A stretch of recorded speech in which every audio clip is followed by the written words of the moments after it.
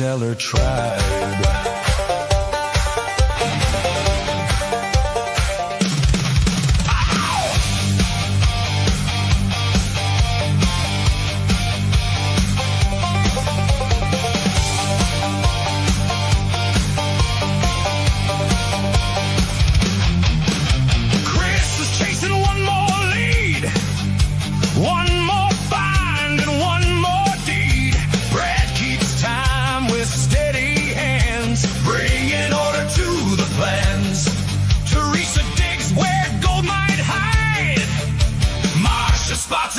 The side yard sale roads and faded signs, old box dreams and fresh gold shines. One wild thought, then two, then 10.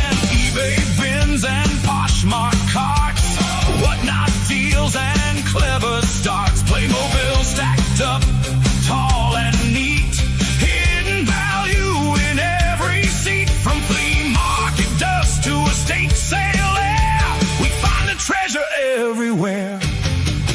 One quick story, then a laugh, then another rabbit path. Still the map comes back to view, and the best part is all of you.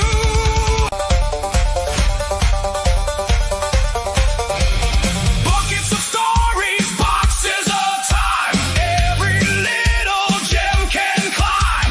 Talking trash and making friends where the good stuff never ends. Then Brad says grace and we all smile. That keeps us together for a while.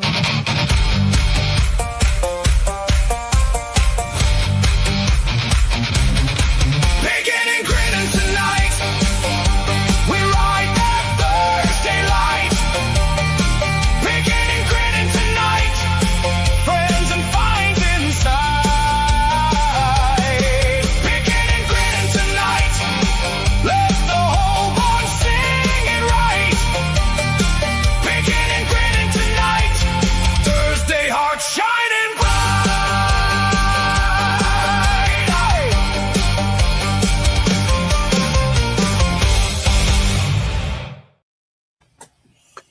Finally.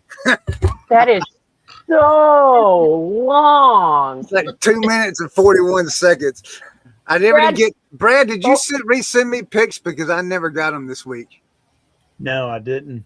Okay, it's Brad, okay. put me in my spot. I'm not in my right Oh, spot. sorry, I didn't. Even I look at kind of, the you know, screen. I got booted. On one hand, I kind of liked it a little bit because it allowed me to get some other stuff finished real quick during that time. But on the other hand, I do agree with you, Teresa. I got to cut some more of it out somewhere because it does seem like it is a little bit. Because I was just like, man, come on. I know. I was waiting. I was jamming out, but I was waiting patiently. Just do the not first patiently. half to where it says Chris Wait. and Brad and Teresa and Marcia, their little thing, Yeah. and then kind of trail it off after that if you can. I could tell you clipped some stuff out of it. The cut, I could hear the cut. Yeah. Yeah. Yeah, it was like 6 minutes long when I first did it, and I was like, "There's no way, no." I mean, it's So I catchy, cut- but I cut a lot of it out. I cut a lot of the chord, like the chorus repeated itself like after every little thing. So I cut that all out and didn't put it until the end. And then, but anyway, we're still working on it, everybody. Brad's redoing the photos for me because of the pixelation, because I can't do photos right. And so we'll get that fixed. Teresa is back with us. I'm really excited I am. to hear. I do got one thing I want to tell everybody real quick. Sorry about Tuesday's show. I went and picked up a haul of patches. I got like close to 1,000 patches for hold on. Can't believe how much they get this for. They're all military, Vietnam, World War II, mostly Vietnam, and I got them for $20. wow. Good job. Or was it 25? Who cares? I did some deals. It was right around Just say 20. Just say $25. You still did a good job for a good trade. Yeah. So I got so I've been sorting patches. Oh man, so that was really good. Look at this one right here, Brad. This isn't the military patch, but I just Judas got Priest. Yeah, Judas Priest. I got Nice. that one also. But anyway, Teresa. So I was just apologizing about that. No, they're all on eBay. Half of them are on eBay, Jordan, right now. But if you want me to run them on whatnot, let me know. I'll grab some out and put them on there. Teresa, What about it? with last week, what kind of interesting finds did you have last week, Thursday? Frick, I don't know. We filled the car. Well, between my auction stuff and garage sailing, we filled my car. I'm trying to think of what I bought. I don't even know. Like, that was a week ago. All right. Let's do it. Let's do a simpler question. What happened during Redneck Weekend? Oh, it was so fun. Man, I got so much done. It wasn't even funny. I did not win a single thing. Not a single trophy. My trophies were very redneck ghetto because it was it's whoever wins the prior year grand champion has to create the trophies for the next year. So I've had to create them, no offense, not bragging or anything, but for the last 3 years. But this year I won 0. I'm not responsible for trophies next year, but I did shoot the highest. It was at one point the highest BB gun score, which was 50. I did pretty good. My first round I did really good. Then it went downhill from there. Cool. It was fun. Just had the kids out. Mostly the kids. The neighbors came over. Played lots of beanbags. Shot some BB guns, threw some axes. Nice. Ate some food. Hopefully not at each other. No. Okay. No. And I'm Everybody surprised that. Yep, we were sitting. Well, where the BB guns were, it was like way away from there. But I'm surprised none of the kids, the 3 grandkids, the four little ones that were there, because my brother and sister-in-law's grandson was with my sister-in-law, that none of them even attempted to go over there. I was in awe. But they had a pool to play with. It was fun. It's always a fun time. But by the end of the night, and Corey's sick, so he got whatever I had last week. And so he toughed it out Saturday. Like, he got up, he felt like crap, whatever. But he hung out there from like 10 o'clock when people started showing up, all the way till 7 o'clock when the last one went home. Wow. So, and I won't say it wasn't without complaining. Yeah. Yeah. So what did you find today? Oh, I can't tell you yet. I mean, we only have 19 people in here. All right, so he can't tell yet. All right. Nope. Brad, how's your construction going over there? Just fine. What'd you build this Fine. What's your theme this year? It's going to be Star Wars. What was it last year? Minecraft. Minecraft. That's what I thought, but I didn't. We picked Star Wars because it's out this year and the Mandalorian's out, and we've never done it as a theme, so. Cool. James had a question, but James, What do you say? have I seen Ghost yet? Have you seen Is that a show? the movie? Seen what? I mean, the movie? I seen the movie like years ago, back in the 80s. Are you talking about Patrick Swayze and Demi Moore? Yeah. Whoopi Goldberg. I watched a Demi Moore movie. Yes, no. Watched a Demi Moore movie the other night. It wasn't technically a Demi Moore movie, but she was in it. One Crazy Summer. Oh, have you seen Ghost yet? It's No, his his new New puppy. puppy. Did you get a new pup? I was out all day, so I haven't Oh. caught up on videos yet. Okay. I have not either. Susan. Hello, Susan. No, I've got to go check that out. I'll check that out as soon as we get done here. All right, Okay. Marsha. No, not now. I've been watching a bunch of MMA related stuff after the fight Sunday night. Did you watch that Sunday night, Brad? Yeah. You did watch it. We didn't. I didn't watch We didn't watch it. I didn't watch it. Yeah, I ended up looking at the highlights on YouTube. Had a pretty good. I liked the pre-show, whatever it was. That was pretty cool. We watch it most Saturday nights. Yeah. So we watch it quite a bit. Well, I'm not gonna lie. We have been watching since last week. We have been watching. We pretty much watched just about every game of World Cup. Almost everyone. You know, speaking of that, I am so entertained by all the people that have come to the U.S. so far. They are so freaking hilarious. Did you see the one guy got the Walmart tattoo on his arm? No, I did not. Huh. He is in awe of Walmart. Like, he is totally like that. He says it's a tourist attraction is Walmart. So he had the little circle things that use their old logo or whatever that goes around the center. Yeah. He had that tattooed right here on his arm. Oh, And wow. Walmart saw his reel or his short on TikTok and said he is now the ambassador for Walmart. Oh my gosh. But the people that are seeing that and the people that are going to Buc-ee's and in awe of Buc-ee's. Oh, I'm still in awe of Buc-ee's. I mean, that's just, I mean, But they keep calling it a truck stop, but it's not a truck stop. Boosie's. Probably what it started out as. Boosie's.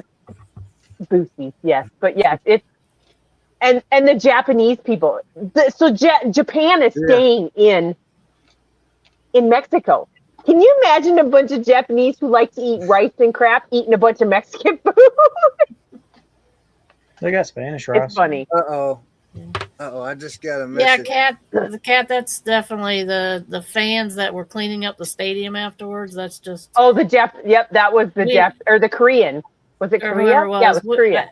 Yeah. Hey guys, we that's made what we an need. hour. See We'll that red? continue on without you. That's Yeah, coming. if I'm you just letting you disappear, know you if know, I we'll cut do- out. That's Tammy just texted me that. She says, grab something, hold on, it's fixing to get bad. So if y'all lose me, you know what happened. Okay. Jan. So Tina at the Lake Exchange says, did you see the StubHub story where people who bought FIFA tickets didn't get them even after they traveled to the game destination? They guaranteed them the tickets like 2 weeks before the game, something like that. Don't quote me on the time frame. And then not long before the game, they told them that they weren't guaranteeing them tickets anymore. Oh no. Yeah. Well, People who forked over money. So the only thing they could do is get a refund, but they've already traveled here to go to the Oh game. man. Yeah, that was suck. Look, JP says, too bad we can't exchange the Right? unappreciative for the appreciative, right? Right? I agree. Corey and I we were watching somebody on the way home today from garage sailing, and I was cracking up. It's some he from France. I think he's from France because he says instead of saying Viva la whatever, Yeah. he says say Viva America because he's in awe of the US too. He said eating Texas barbecue was the best thing in his life. And he's married and has had 2 kids, but it's the best thing in his life. Yeah, it's been. I've been entertained by the games to be honest. Because I mean, I think it was a Japan game we watched, and I can't remember who they was playing. But I mean, the fans of soccer or they call it football, whatever they want to call it. The fans are so. I mean, they sing the entire game, like a whole stadium. They don't just get excited when one plays happen. They're excited the whole game. They're constantly beating on drums. And I'm just like, this is a completely different type of fan base for a sport that I've never, I mean, it's, but see, I think it's awesome. Corey and I were curious to see if, so FIFA has never been, or I'm going to call it soccer because it's soccer to us. Yeah, has never been a huge deal here in the States. Like it is in Mexico, it is in Spain, it is in all these other countries. But I think now that people are experiencing it here in the States, I think that there's going to be a lot more FIFA fans here. Oh, yeah. I think this is because it's got me wanting to watch more soccer. And tomorrow I'm dying. I can't wait to watch the U.S. play Australia tomorrow. Yeah, I'm really excited about that one. Do you think we're going to win so that we can play the British on 4th of July? I mean, that would be cool. I don't know. I mean, that would be so classic. So the last week's game, I mean, they were absolutely unbelievable. I didn't know America had a good team like that, but people are saying, and what I've read and what I've watched videos, they played better last week than they played every time they've been in the World Cup. So they're thinking they got a really, really good team this year. So They're acclimated to the heat. yeah, That's we're right. gonna find out. Yeah, yeah. They taking hydration breaks is what they're saying. The other funny thing is you get all these people. Like I watch a guy on TikTok called Josh from England. He is freaking hilarious. But he comes over and he's trying to explain to the people that there is no heat like the U.S. heat because between the humidity and the heat. And so he tried to explain this to a whole lot of people that are from the UK because he's from England, and they got over here and they're like, I can't breathe. Like I can't take this. This is too hot. And he's like, I tried to tell you. What about those that are in Georgia that's been going to the games in Atlanta with the humidity down there and stuff, man? Holy, and all these storms coming through. I mean, it gets bad. And it's just, Hey, and on another note, hey, we got a new basketball champion too this week. Yeah, who cares? Yeah, I really don't either. Right? Yeah. ABC I mean, if somebody Matt cares, happy that's about it. awesome. But I really. Who is it? The Knicks? No, it's not the Knicks. Who is it? Yeah, it was the Knicks. ABC Matt's happy about it. Yeah. Is he? Matt's happy about it? Yeah, as a New York guy, he's happy about it. Oh, that's cool. Marsha, have you found anything interesting in your storage unit this week that you'd like to share? Well, those pottery pieces that I found last week, and I found this. I think you call it Burmese or kind of like a tie, like a fabric wall hanging. Right. It has like a 3D. I don't think I have a picture of it, but it's a nice wall. It's like a $400 wall hanging. So I don't think I have a picture of it with me. That's pretty cool. I don't know where the heck I put my phone. Uh-oh. I lost it. Anyway. While she's finding that, check out this bone spear, Are you still sorting? brother. He's gonna be sorting for the rest of his life. That's what I do while I'm on the show here. Seriously. That's what it is. You can't concentrate. You sort. Oh, I can concentrate. Oh, I'm listening to everything you're saying. I'll weigh in when I have something to say. So I got a question about eBay real quick. On the app on your phone. Okay. So I did create a store category for my store. But when I went on the app on my phone, I couldn't find how to find that store category because it only brings up eBay categories. There, I didn't see a filter to switch it to store category. If somebody could educate me on that, that would be awesome. And I tried going to somebody else's store that I know has store categories, and I wasn't able to filter to find their store categories. I don't know if you can So from. I don't know, or either I'm not doing something right, or I need to be educated.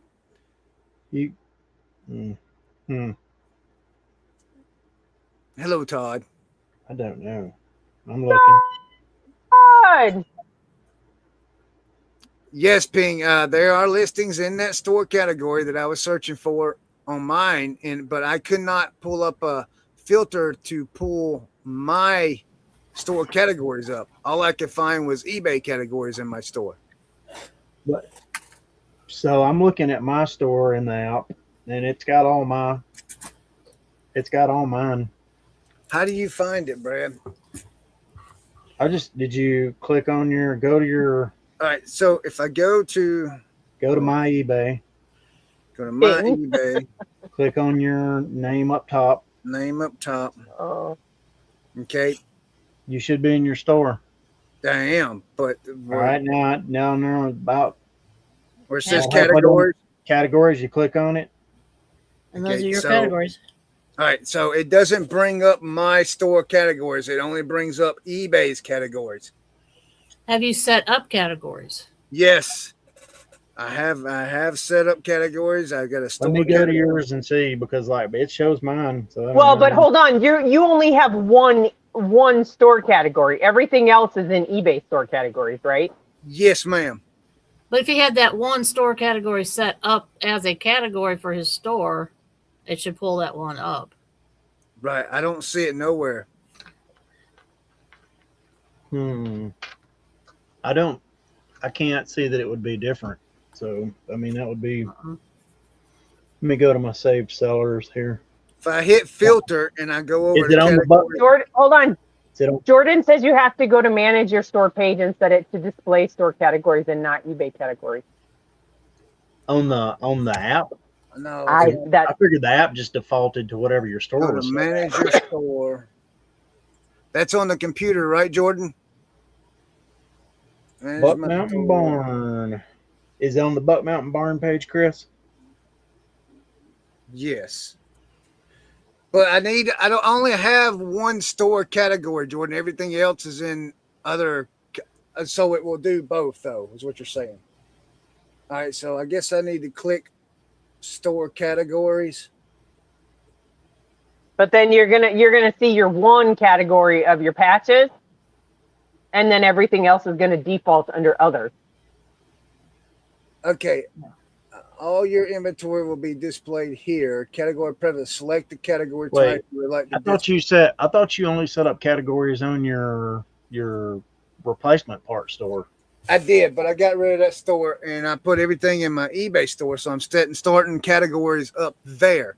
I did one category today. I do have like 31 items in it, but so here's my question. I see what Jordan's talking about. So here's my question.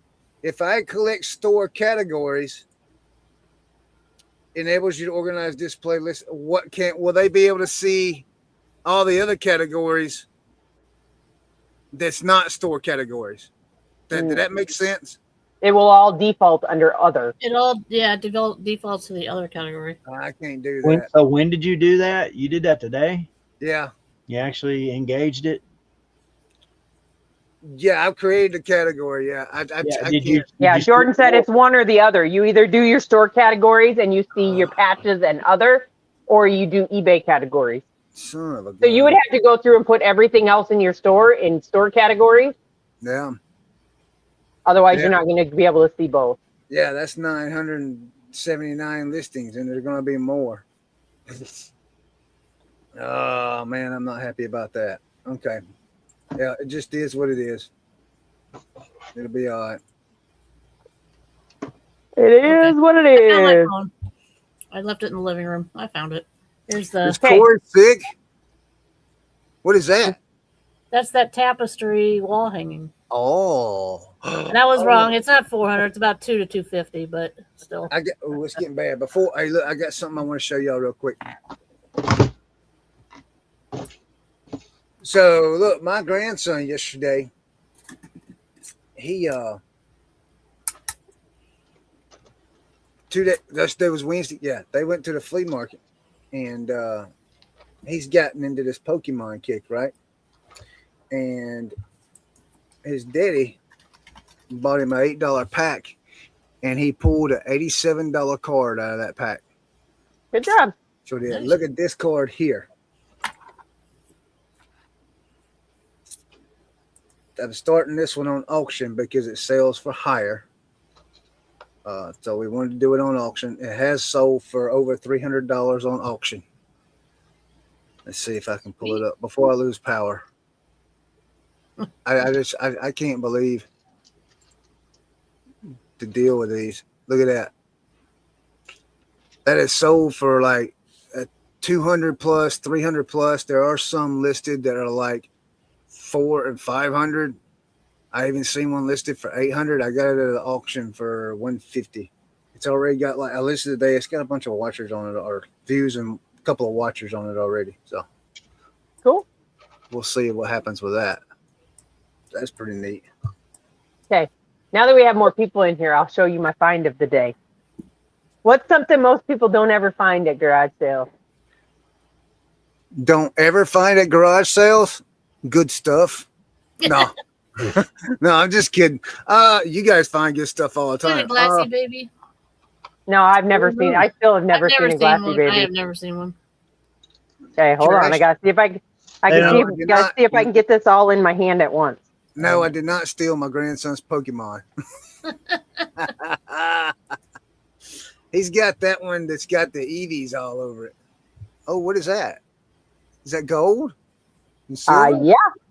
I was It's gonna all say gold. gold, but you find gold all the time. Yeah, you find No, gold. garage sales I usually don't. I just happen to get lucky in lots of finding it. But So what? You got that for $10?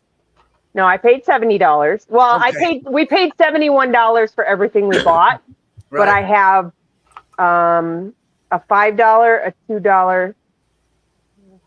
Like this one is 14 karat gold plated. Mhm. So it's not, but it's signed, so I'll be able to do that. But this one, between this and not including these earrings, but between this and this little necklace right here, Yeah. that's about $500. Ooh. Nice. We were walking through the garage sale and Corey saw that Black Hills Gold stuff sitting there. Cause like these aren't worth a whole lot, but they're super cool. They're Black Hills Gold pheasants. And I have 3 of them, but he's like, you should go look at that. Cause they had like $10 on most of their stuff. The ring that's 14 or that's 12 karat, I paid $20 for, and it's worth 270. So I'm not gonna complain today. Would anybody like to guess what Corey bought today? What did Corey buy? Oh, let me CDs. guess. Oh, He bought gee. more CDs. CDs. DVDs? Maybe cassettes. DVDs. He bought DVDs this time? No, he didn't buy DVDs. We don't buy DVDs. He bought CDs. Yep. How many did he buy? I have no clue. I have a bag, it's not full. I don't know. He offered one guy to buy out his CDs that were laying on his table. I don't know how many were there. And he had $1 a piece on him, and Corey offered him 50 cents a piece for him. And he's like, nah, I've been selling a little bit of these all day long. Corey said, okay, whatever. So Corey picked out the blues ones that he wanted off of them. And yeah. What's he pay on average per CD? That guy, if he held that stance the rest of the day, has still got a whole bunch of CDs on that table. Yep. I bet he does. Yeah, and he could have got rid of all of them right then and there. Yep. Yeah, I would have been like, yeah, you sure you don't want to do a quarter a piece? And he didn't, because he sold most of the rock ones, so pretty much all that was left was country and and Christmas. So yeah, he should have taken that deal. He had a bunch of junk, not junk CDs, but like unpopular CDs that to sell at a yard sale. Yeah. Yep. So Josh asked that will sell on eBay, but not at a yard sale because you can't reach the volume of people. Yeah, got it. Yep. So Josh asked what Corey pays on average for CD. Most of the time it's 50 cents, but last week when we went garage sailing, he was paying like 25 cents a CD for most of them. Yeah, Scott, when he come down here and went to the flea market, we found a guy that's all he had was CDs, and he was doing 25 cents each on the CDs. Yep. Scott bought a bunch of them too. But yeah, that's what I bought. Now I just got to get it listed. That's a good gold piece you got there. I know. I got between the 2 pieces, I easily have $500 between the 2. Once I list them on auction. Oh, that reminds me. Oh, excuse me. Stop it, Brad. Sorry. I was really sleepy before I got on here. Y'all might lose me. Hey, Teresa, can you tell me how authentication works? You send it to them, and they authenticate it, and they send it on if it's valid. If not, they send it back to you. Because I listed a pair of Nike LeBron shoes, and I only listed them for $79.99 because I couldn't get the soles like completely clean. They're weird soles, and I scrub. So just so you know, you don't have to get them super clean. All you have, the main piece of it is your description and your item specifics have to match the shoe. So if you listed in it that the soles are dirty, and they can see that they're dirty, it will still go through authentication. It's not 100% based on, it's based on what you listed it as and whether it actually is an authentic pair of shoes. I'm trying to think, what did I put? Men's features translucent TPU overlay glow, full length, blah, blah, blah. LeBron James condition notes, good pre-owned condition, sole retained, good tread, air units appear intact, no original bumps included. And of course, there's more than just shoe shows normal wear from use, including wear to the collar lining and midsoles. See photos for exact condition. I mean, is that good? I mean, Yeah. I would say that's all I do. Like I currently have a necklace that sold, what did it sell for? For $570 the other day. That's the gold necklace. yeah. That I listed it for below that. I only listed it at $449. And because of how high it went, because it went over $500, it automatically has to go to authentication. Well, these shoes brand new in a box. I've seen them on eBay. They sold for like $300 and something brand new in a box. But you got to take into consideration you don't have the box. No, and the condition of them, I wasn't comfortable listing it over $100 for the condition, so I was just like, I'll do $79.99, take best offer, and see what happens. Yep. So and it went through authentication. Well, it's got to. I mean, it hasn't went through it yet, but my understanding, Teresa, it doesn't go until like I will ship it to the authentication place. Yep. So when it's bought and paid for, so like my jewelry, because I did it on auction, I have to wait for them to pay for it, right? Because they get the 7 days, which they were great because they paid for it on Sunday. Okay. But once they pay for it and you go to ship it, you will ship it to an authentication site. Like mine went to California for the jewelry. And then once it goes through authentication through them, if they approve it, then they continue it on and ship it the rest of the way to the buyer. Okay. But if they deny it, then it comes back to you. On the auctions, with the 7 day, you can't ship till they pay. Never mind. Never mind. Correct. I absolutely hate the fact that they do that. I do you have 7 days to pay in case you want to buy something else. And they really don't. Well, at the time that I sold that was the only auction thing I had on my list. Yeah. I don't get it, but whatever. Yeah, it's just what it is. What it is. You know, people do that. How did your auction go yesterday, Chris? Was it yesterday or today? It was yesterday. I would like to thank Rose Gardner and Jordan. Thank you very much. 3 items. I preloaded everything this time. So I don't know. It's hard. It's tough over there at the antique store because you gotta like I sold all that stuff. The 3 items I sold, I walked out of there with $5 in my pocket for 30 minutes. And it's because, and Tammy looked at me and she says, I really don't want to keep doing this here. She says, I would rather go out and buy the stuff and then come home and do it like we was doing it. Because then we got room. We got, we're not being bothered by a bunch of people. We're not having to give 95% of our sales to somebody else, and I understand that. And I get it. So when you do consignment, these aren't consignments though. These were, I was selling. It's like a shop with me is what they are on Wednesdays. And so like if there's an item that's $12, I started at $15, if it's $8, I'll start it at 10 or 11 or something like that, to try and recoup something, but it's tough. She said she didn't want to do it no more. I do have the same items preloaded for next week, and I'm going Saturday to preload some more, and we're going to try. I'm going to try it if I can. That's something else I want to talk about. I did get hired as a assistant store manager at a Dollar General a mile down the road.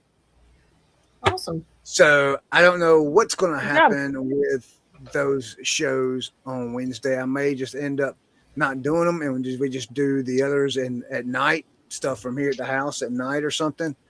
So I got a question about that. Yeah. And did you get hired as an assistant manager or as an assistant to the manager? No, assistant store manager. That's an office thing. Yeah. It says I'm an ASM, so I did get hired. Went down there today and gave them my license and social security card because they had to have that for their files or whatever. And then I'm supposed to, she says, well, we'll call you back. We'll call you next week. She said, the latest to be next Saturday, I'll give you a call. And I says, well, am I hired or am I just waiting to be hired? She says, oh, no, you're hired. I just got to get everything situated where you can come in. And I was like, okay. Probably has to send everything to corporate and get all the. I don't think I'll be busy next week with it, but it probably will be the week after, which leads me into Tuesdays. I may have to quit reseller therapy. So. Oh no, you too? Yeah. But I don't want to hear that, Brad. Corey left, you left, you quit coming. I never went. John showed up. Jordan's been there, I mean, hey. I was holding it down for a little while. Guys, I might start a show on Tuesdays called Reseller Therapy. I've been thinking about it for a while. I will not be there on Thursday. I'm garage sailing. Next Thursday? I garage sale every Thursday, but next weekend we're going Friday, Saturday. Oh. I'm sorry, go ahead. It's the highway sale. Highway sale. Which one? It is our scavenger's journey.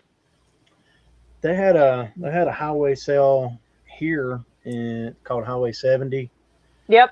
Goes from Nashville to, well, I gotta do it this anyway. Lonnie and Candace and Rev and Nikki T and some other dude all went to that. Tennessee Picker. Yeah, them. We thought about going, and it's like, I don't know. We got so much stuff. If we went, we would have just been going for Isaac, really, and just as a way to get out and just do something. So I don't know. We didn't go.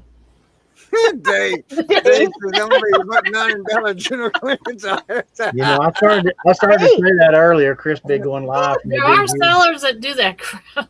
They're currently 50% off their discounted price at my Dollar General. That's hilarious. Oh man, that's hilarious. Oh, Cheryl.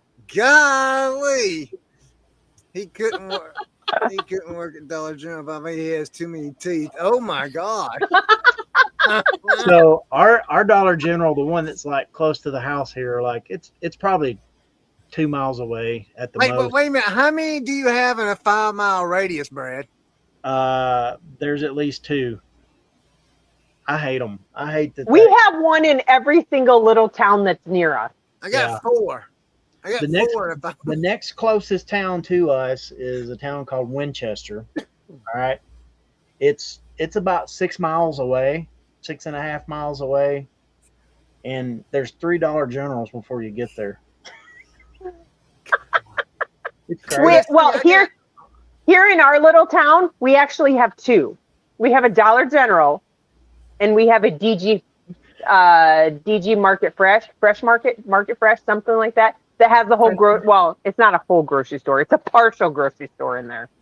Actually, I'm wrong. Go ahead, Brad.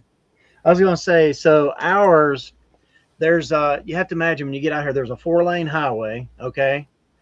Beside the 4-lane, there's a railroad track that runs down through there. The Dollar General used to be between the railroad track and the 4-lane. Okay. And on the backside of there's like a little patch of woods, but on the backside of that railroad track was another road that doesn't have a lot of you can't really cross over to it except for in one spot. But people, I don't know if it was different people or same person, they'd park over on that other road. They'd walk through the woods, come over and rob the DG, and then run back and get back on that other little road behind the DG. We have where I live at. So my address is Pickens, but I might as well live in 6 Mile. Okay. So I can go this away and I can be at a Dollar General in probably about 5 minutes, if that, in the car. I can go the same way, but then take a right. I'll be going to the one that I work at. It's probably 2 minutes. If I get to that one right there and I go down the road back towards Pickens, I'll hit another one down on the left, probably about 1.5 miles. And then when I get into Pickens, there's another one right there, probably another 2 or 3 miles there. But if I go the other way over here, I'll hit one over there in Liberty, which is not far, probably about 10 minutes from me. And then there's another one over that way too, probably about 10 minutes. So that's what, 6 right there? I mean, it's crazy. Wow. Yeah, it's nuts, dude. I will say we have a DG market, but I don't go to it because it's like I live on the south side of town. So when we go into town, the grocery store and stuff is all right there. I have to go outside of town, the opposite way of where I live, to go to the DG market. They put it outside of town for some reason. Here, They're on every DG block. market. The DG markets here are like way nicer. They're always like cleaner and nicer than just the DGs. So. We don't have. I DG like our markets Dollar here. General. We have to go to the beach to see the DG markets. Now we got the Walmart market. They're too nice for your town, Chris. Must be.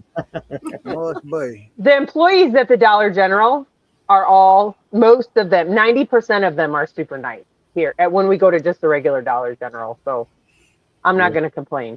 That's why they wanted me. I'm a super nice guy. Huh.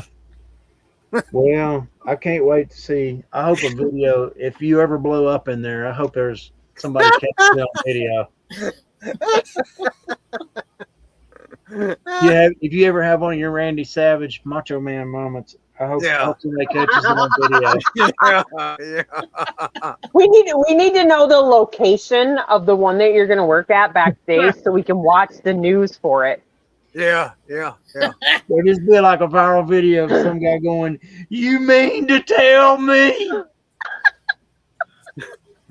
Or a tornado took it out. So I'm kind of iffy on it, you know. I don't know. I'm kind of iffy on it. It's gonna be good. It's gonna be all right. All right. Yeah, I mean, we'll see what happens. You know, I mean, I haven't had. Look, I haven't like worked for anybody else since 2015. I think it's 2015 when I left Parkdale. And I went out on my own, did the construction thing, and then got into reselling. So it's been a while. So I don't know. You know, I don't know. There is a plus to it, and I'll talk in the back room about that. You get a discount at Dollar General. Yeah, get a discount. I think I do. I don't know. I think all the resellers know where this is going. I will say this: you might want to keep an eye out for the treasures. What's the treasures called? On Hot Wheels, the secret treasures. What are those things called? So you're gonna say you're gonna get to them first before they hit the floor. Look, you know what this Dollar General does. Hold on. You know what the sales associates do at this Dollar General is they allow 2 people that doesn't work there come in at treasure hunts. Yes, they allow 2 people to come in there, open the cases up, and put them on the shelf, and then they pull the treasure hunts and go get them. I told Tammy, I says, every time I go in there, I can't find one to look for. I says, and that's the reason why. I says, that's going to come to a stop. I'm putting a stop to that. So, but I'm going to grab them. And they're going to fire you the first week just for doing that. That's Chris. I don't think I'm purchasing them. That's Chris's way of saying, mine. They're probably splitting the profit. Let their friend come in, they sell them, and then they. Yeah, no, we don't. I'm not going to allow that no more. Either I'm going to get them, or I'm just going to have them put them out on the shelf. They're going to be going out on the shelf. Nobody that does not work for a store will not be allowed to restock it anymore. Oh, you know what you got to watch out for, Chris, though? You can take advantage of the penny deal. Oh, yeah. Have you ever heard of the penny deal? Is that a real thing? It is. 100% it is a real thing.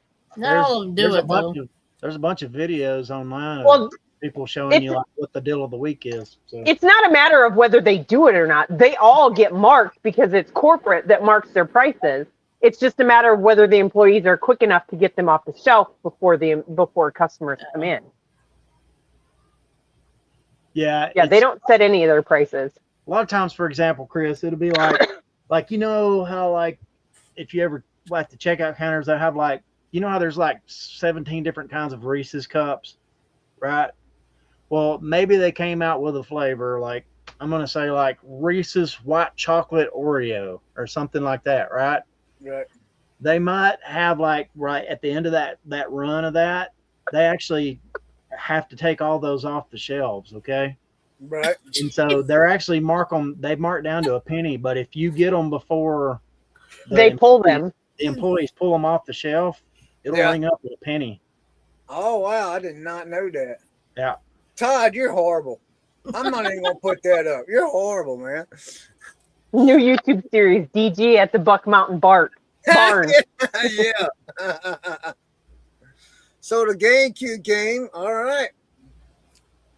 Good job, Lag.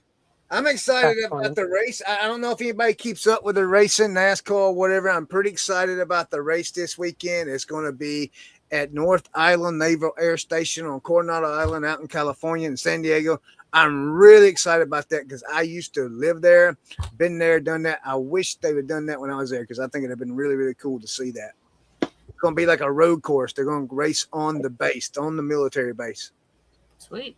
That's going to be cool to see. They're doing I can't watch them go round and round and round. They're not going around and round. It's a road course. They're doing right turns, left turns. I don't care. You still watching them go round and round. Turn left, turn left, turn left, turn left. No, it's right, left, left. It's all the same. Once you've been to a race, though, it's a whole different thing. I would much rather go to our dirt track that they have here. Oh yeah. So We got all kinds of dirt tracks. That way you can have dirt and your nacho cheese. We went with the only NASCAR race I've ever been to was the Busch race up at the Nashville Super Speedway, and it was with the Cub Scouts. Asa, my oldest son, was in Cub Scouts, and they had like Cub Scout Day or something. I don't know, but I will say that whenever the first time they come by full speed, it's different, isn't it? It's kind of like it was the only way I know how to describe it is it was disorienting in a really cool way. Like you just felt like almost dizzy feeling when they You're came blown up. away. It blows you away. It took about 4 or 5 laps to like when they'd come by that it didn't kind of have that effect. It was like, okay, all right, I guess you knew the body figured out what to expect, but it was the roar of it and the speed of it and all of that was just the smell of the rubber and the fuel and I've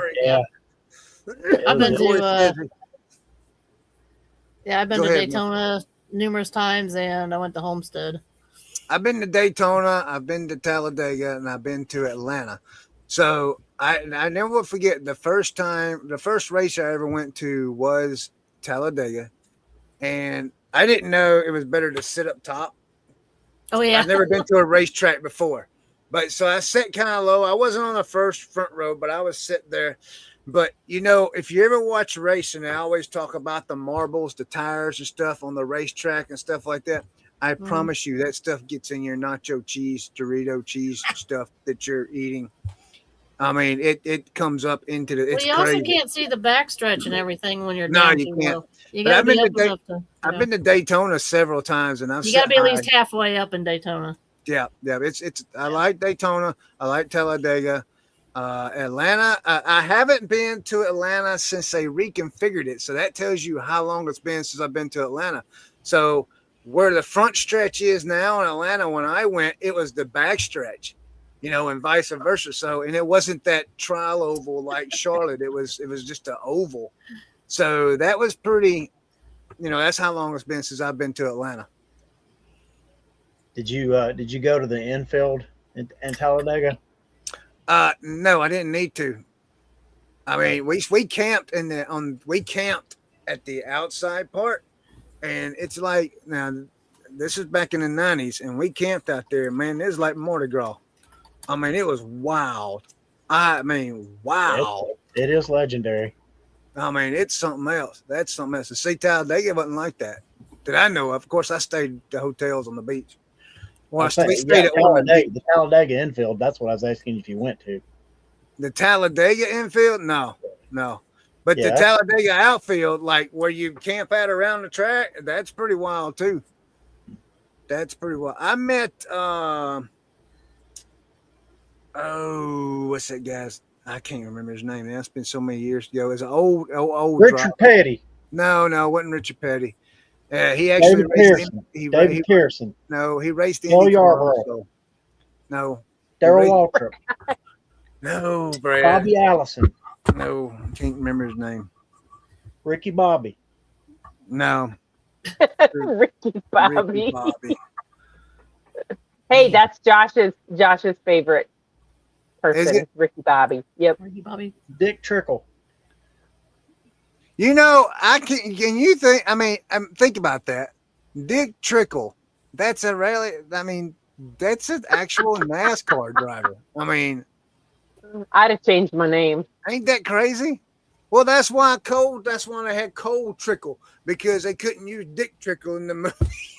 They probably didn't want to use it. You think Tom Cruise for everyone to be known as Dick Trickle? Hey, would you hold on? I got a piece for everybody now. Did you know that Tom Cruise's real name is not Tom Cruise? Most Hollywood actors don't use their real name. You been on the conspiracy. No, I actually know, because it's part of one of our escape rooms. His last name is not Cruise. What is it? Mappathor. Yeah, I can see why he changed it. I learned that when we opened our escape room. I don't roll off the tongue the same as Cruise. No. Chad says, my neighbors who can mow the yards the fastest. Oh, his neighbors see who can mow the yard fastest. Yeah. I ain't gonna lie to you. I get mad when my neighbors get their grass cut, and I go out and I look, man, and my grass is this much higher than theirs after they got cut. And I said something to Tammy about that, and she says, we just don't cut it on a low enough setting. I says, well, we'll just cut it to dirt next time. There it is. Corey Thomas Cruz Mappathor. Mappathor. The fourth. You want to know what his mom's name is? Mary Lee. No, her name is Mary Lee. Mappathor. Chris, were you thinking of Cale Yarborough? Oh my God. Hold on one second. I feel so bad. Tina Tinkle? Tina Tinkle. Tina Tinkle. Is it Tinkle or Tinkle? Tinkle. T-I-N-K. Oh my God. I am so sorry, Tina. I am so sorry. I'm trying not to laugh, Tina, but that's Well, I went to high school with a girl whose first name was Brooke, last name Lake. Brooke. What was her middle name? River? I don't remember. I think it was just like Lynn or something. Ask me a question. What was it with Marsha? Did you ask me a question? Was it Cale Yarborough you were thinking of? No, he was an IndyCar driver also. So was Cale. No, it wasn't Cale Yarborough. There's numerous ones that did. Oh, I almost said it. Junior Johnson. Junior Johnson. No. What was the year? Can you give me the year? No, give it a decade? Anything? I met him in 1996. Okay, that helps. Okay. Terry Labonte, Bobby Labonte, Dale Jarrett, Mark Martin. It's not somebody that every day, when I say the name, you'll know exactly who I'm talking about, but I can't. Derek Cope. No. Rusty Man, Wallace. I almost said it. Kenny Wallace. No, he's still known in the IndyCar industry. Do what? He's still known in the IndyCar industry. In IndyCar? Oh, Chip Ganassi? No, it's not Chip Ganassi. Rusty Andretti. Wallace, Tony Stewart. Oh, where's the Andretti guy? Mario Andretti? No, what Mario Andretti? Michael? Mike. Well, wait a minute. Was it Michael? John Andretti. No. It was one of the Andretti guys. I can't remember which one it was. The only ones I can think of is John, Michael, and Mario. I want to say Mario, but I don't think it was Mario. Tommy Andretti? No, it wasn't Tommy. Bobby Andretti? I'll No. let you know. Dale Andretti? No. Aldo? Mark Marco. Andretti? Mark Polo? Marco or Sam No, It's Andretti? either hold on. Here. It's either Adam, John, Marco, Aldo, or Mario. hold on. Mario Andretti is a No. driver who competed in both IndyCar and NASCAR, winning the Indy 500 in Maybe it was 69 Mario then. and Daytona forgetting- 500 in 67. You're forgetting Xavier Andretti. Look, hold on, Scott. Right? Let me- I'm back in the 60s. Hold on. Right, I can't Jose? remember, but I will Jose? say this: Jose I Andretti? met that Joe weekend. Andretti? I think it's Mario Andretti. I think it No, was. Marco Andretti did too in that time frame. Marco was I think his dad before that. Just some Andretti. He met an Andretti Okay, there we go.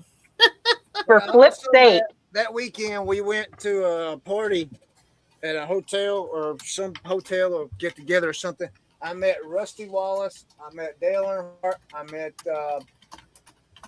Pictures are not true. Labonte. I met Bobby and Terry Labonte both, and Pictures.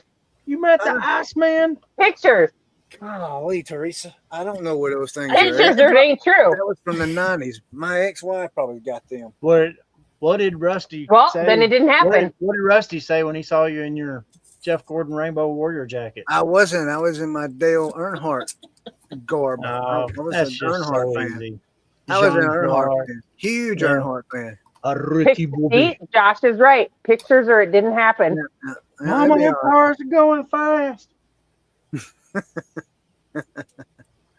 But yeah, I did. I got to meet Dale Earnhardt one time. That was pretty cool. Next, I wonder if he were alive today, he'd say I got to meet Buck Mountain Barn. yeah, you probably would. That was pretty cool. You probably that would be pretty cool. It's Corey. Corey met Lightning McQueen in a fever dream one time.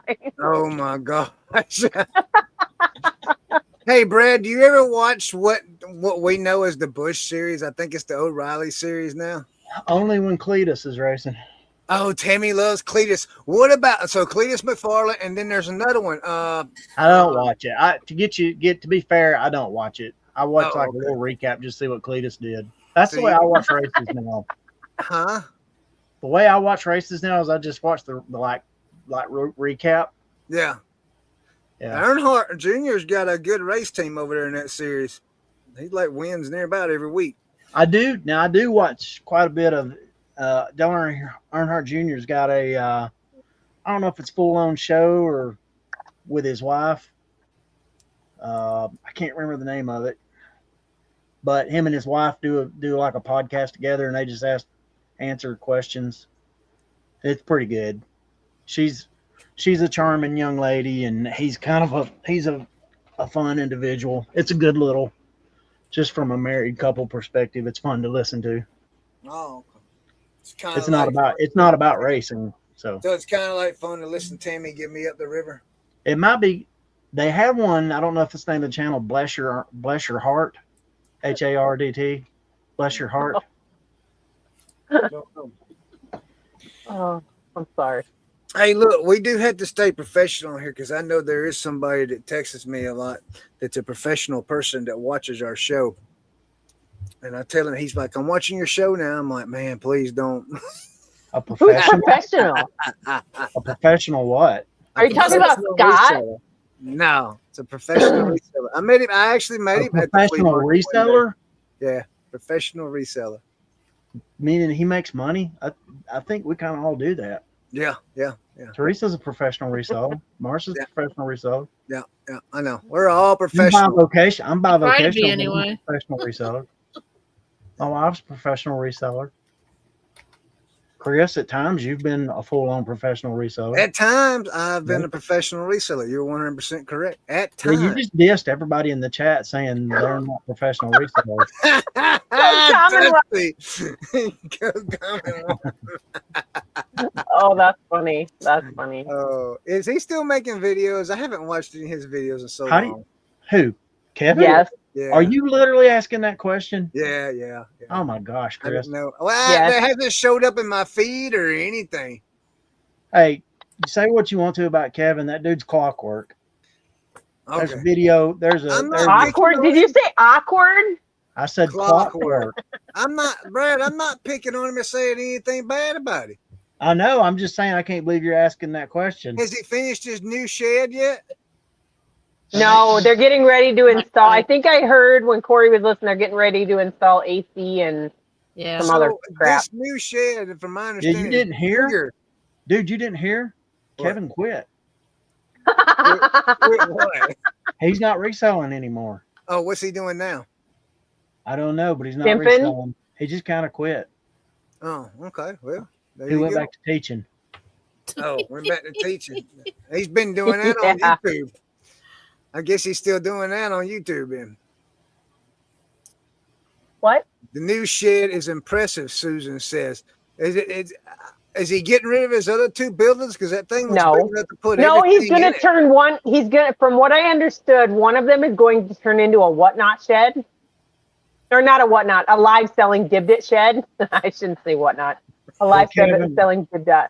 Kevin, on the off chance, Kevin, that you're the professional reseller that Chris is talking about, I can't No. believe you're not. I can't believe you're not moving everything into that one shed. I think that new shed is going to be more of intake too, because he has a roll-up door. Yeah. To Look, Corey hit it on the head. He So- said he saw Grams and Pop Shop and said, "Oh my baby." He's got Kevin's got 3 sheds now. If he just had one more, it'd be complete. Yeah, but then he'll need another. It'll be a while before he needs another one this time. I just wish I had the property that he's putting all these sheds on. There's a house for sale I right got it. over that way.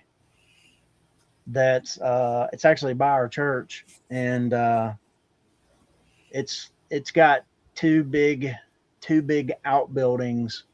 One would be great for eBay, and like there's just this little nagging thing inside of me. Like that'd be a nice house to have, just because of the sheds. But I don't really like the house. And the freaking thing is $400 and something thousand. For It's hold crazy. on. How much lot is it? The lot, I'm gonna estimate that lot is maybe 3 to 4 acres, maybe 4 For acres. $400,000? $400,000. The house is good. probably okay. So there was the base house, which I'm gonna guess was probably in the neighborhood of like maybe 1,700 square feet, and then it's got like a sunroom area that was probably like a breezeway, and with 2 rooms off the side of it. That probably adds another. It's all blocked in now, so that probably adds another 1,000 square feet, 800 square feet, something like that. Teresa, there's a guy that Yep. lives next to my mom. Okay, he lives on a 1/4 acre. All right, his home is a construction trailer remodeled into a house. And he's added on and all that. He's recently, like this year, sold that for $487,000. How, I know, yeah, it's stupid. I can tell you what I can buy here in South Dakota for what I pay. Well, Probably whatever. 1,000 acres.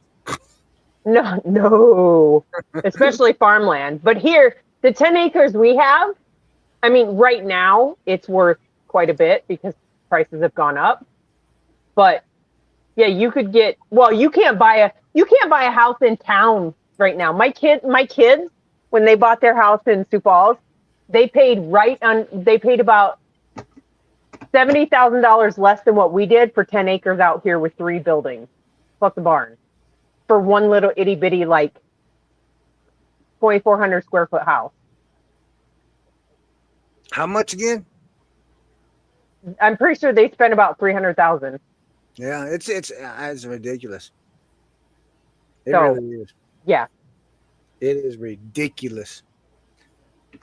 So, but anyway, I sent you an IG. Oh, I do got an eBay thing, guys. We probably need to talk No. about this now. No, we probably need to talk about it now. It's about their shipping label deal.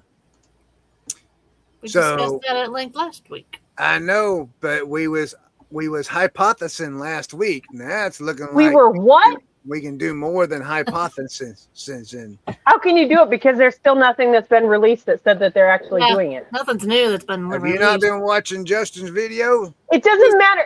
He's hypothesizing half of it. He's hypothesizing too. He's just assuming what's going to happen. So, the same thing. Hold on. The same thing happened today when Corey was listening to John Flippin' Ain't Easy and Craig Pete Craigslist Hunter. They're all hypothesizing what's going to happen, but nobody knows. Just because they added that into there doesn't mean that everybody's going to have to do it. Okay. I think unless Justin has an ear and is speaking directly to the people that are in charge of this at eBay, he's only hypothesizing. Right. Yeah. I think it's going to happen, and I think it'll be good. I don't like it. It will to a degree until you get into the over $200 items. Because if they're only going to guarantee you $200 of a $3,000 item that you're selling on eBay, they can take it and shove it up their ass. Corey said put a cork in it.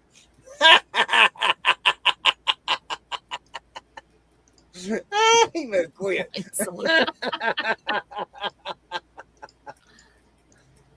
Well, okay. Well, I guess we won't talk about that then. I kind of wanted to talk about it, but I guess we won't. Well, I mean, there's nothing we can really. We don't know any information, so we can sit there and beat a dead horse all day long. Here's what I think. I think that eBay has a leg up on. This is what I think. This is my opinion. You can call it conspiracy theory or whatever you want to call it. Let's look at this. So eBay announces that they're gonna they put in their wording letter that it's possible that they go to giving people a shipping label instead of like doing it like Poshmark or Bakari or these other platforms do, instead of we doing our shipping label ourselves. Okay, so that's what they put in their wording, and everybody is speculating that it's not or it is or whatever. All right, but I want y'all to think about this. They did that. They put that in their wording. A couple of weeks later, guess what USPS does? USPS is now in July. This is for sure going to happen. There is no longer ounce rates. A 15.9 rate is the same as a 4-ounce rate. So you're going to tell me that by eBay doing this, it affects USPS? I don't think so. No. I don't think it affects USPS. I think eBay knew USPS was going to do that. So now they're doing the label thing to help their sellers out. I believe they're going to work a deal just like Poshmark worked a deal with the Postal Service. Because I'm shipping items to California for less than $8 that weigh 5 pounds. You can't do that on eBay. I'm doing it through Poshmark. I think eBay saw this coming. I don't think those two things are connected because the post office is always doing crazy crap. If it's not connected, it's going to be good. Look, I would think if I was going to go with why eBay did it, it's so that they can compete with other platforms for new users, because they're not the easiest platform to just jump onto. Right, I understand it, but if they do that, I believe it'll be good based off of the USPS keeps going up in their rates. I believe it'll be good for sellers. I do. And they're dropping rate. You can't sell. I read a post the other day that said, rest in peace, $20 or less items on eBay. And it almost makes sense, because of what USPS is doing. If your item weighs 4 ounces, the buyer's still going to pay a 15.9 ounce rate for it. Depends on what deal they make with the post office. I think what's going to happen is that when the post office, I think we're going to find out in July, by the end of July, what eBay is really going to do with the label thing. And I don't think it's they affected the post office. I think the post office affected how eBay's trying to help the sellers. So hold on though. Why would eBay want to take a hit if they're giving sellers and saying this is the rate that it's going to be, and it ends up being more? Why would eBay take a hit for that and not make the seller pass it on to us? They'll charge us for the difference. I don't think they're going to take a hit. They'll charge us for the difference. I'm just saying, I think it's going to be good. I mean, I do. I mean, it's just like Poshmark. Poshmark vented. Wait a minute. You talking about taking a hint? Vented. Now wait a minute. Vented. Your buyer pays no shipping. It's free shipping. That's a Hold promotional rate right on now. though. That's not, But Vinted is not for resellers. Vinted is for you selling the crap that you have in your freaking closet. I know, but it's free shipping. So who's taking the hit on that? You so talking right about who's now taking the it's hit? it's a promotional thing. It's not. It's a promotional thing. It'll come back. For how long? It's been that way. I don't know. Mercari just did their $4.99 shipping, but it ain't there no more. Well, that was They're doing it as promotional things to get buyers in there. But okay, well let's put Mercari and Vinted over the side. Poshmark. Who's eating the cost on Poshmark then? I don't know. I don't sell on Poshmark, so I don't care. You know, they're eating the cost. No, they have a deal with the post office. I think they have a negotiated rate, and they're not losing money on any shipping. Exactly, and I think that's exactly what eBay's going to do. I Well, think that's what's exactly that what got eBay's to going to do do. with what the post office did? I'm saying eBay foresaw that coming, and I think it's going to help the sellers that sell the low weight items under 1 pound. I don't think it's going to help anybody but the one-off sellers, like somebody else said, that sell maybe 4 items a month or 50 items a year. They sell 1 item a week. Where? Personally, I think it's going to be I don't think it's going to be for those mass people who are selling hundreds of items a month. It's going to be for the low-end people who are selling here and there, not as a full-time job or not as a full-time store. If that happened, I'd be fine with it. I think it'd be fine because like the way we have our setup, we're not trying to make money on shipping anyway. We're trying not to lose money on shipping, but we're not trying to make money on shipping. I know a lot of people use that as another form of income, so to speak. Yep. But, I like to make a little money on the shipping because it helps to pay for my supplies that I buy. Yeah, so why not put that price in the price of the item? You know, you're losing that. That's what I think it's gonna. Then you just put that price of the price of the item though. But that could help. That could hurt you doing that because now you're higher price than other people. Well, not only that, but I don't think they're doing the look at for the sellers because they want you to do free shipping. But I guarantee your ass that I ain't doing free shipping if they can't tell me how much of my money's being deducted from my account. Like I know what shipping cost me. Yeah. For my jewelry, it cost me, or for the CDs, it cost us $4.47 to ship a CD. Yeah, I don't know. But I do free shipping. So if they're not going to tell me beforehand how much the shipping label is going to cost me, my free shipping is gone. Yeah. Plus I don't understand that part. I agree with you because I don't know how they would do free shipping. Not only that, but if they do what you say they're going to do, and they continue to charge fees on the shipping that they collect, that will be BS. Because if I can't see that shipping money at all, and I don't have any I can't touch it, don't have any say in it whatsoever, then they can't charge fees on that. Charging fees on it, right? Wait, Marcia, what was you saying? Well, I'm just saying because if they're going to do this, I'm in Florida. If they're going to do like a flat rate or the free or whatever, it's a whole different ball game going to Georgia than to California.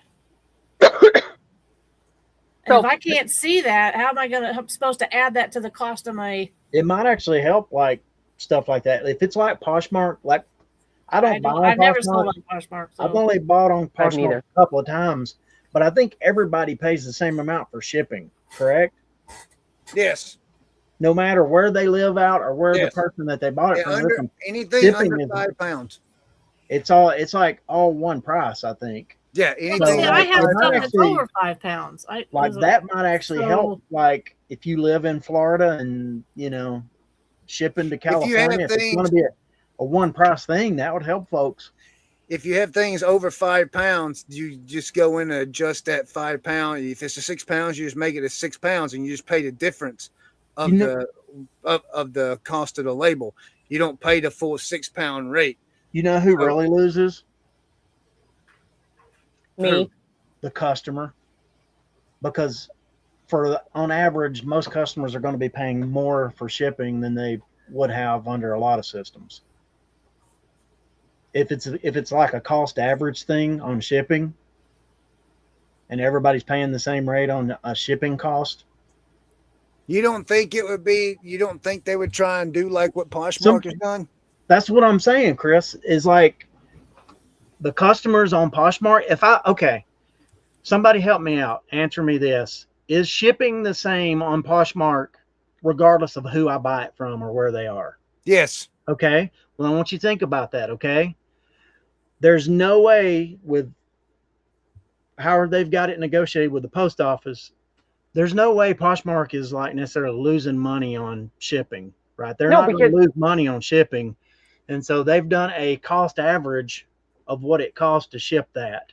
So some people even if, or let's say like in the eBay system, if I bought something from someone who lives in Tennessee compared to someone who lives in California, the shipping cost could be drastically different.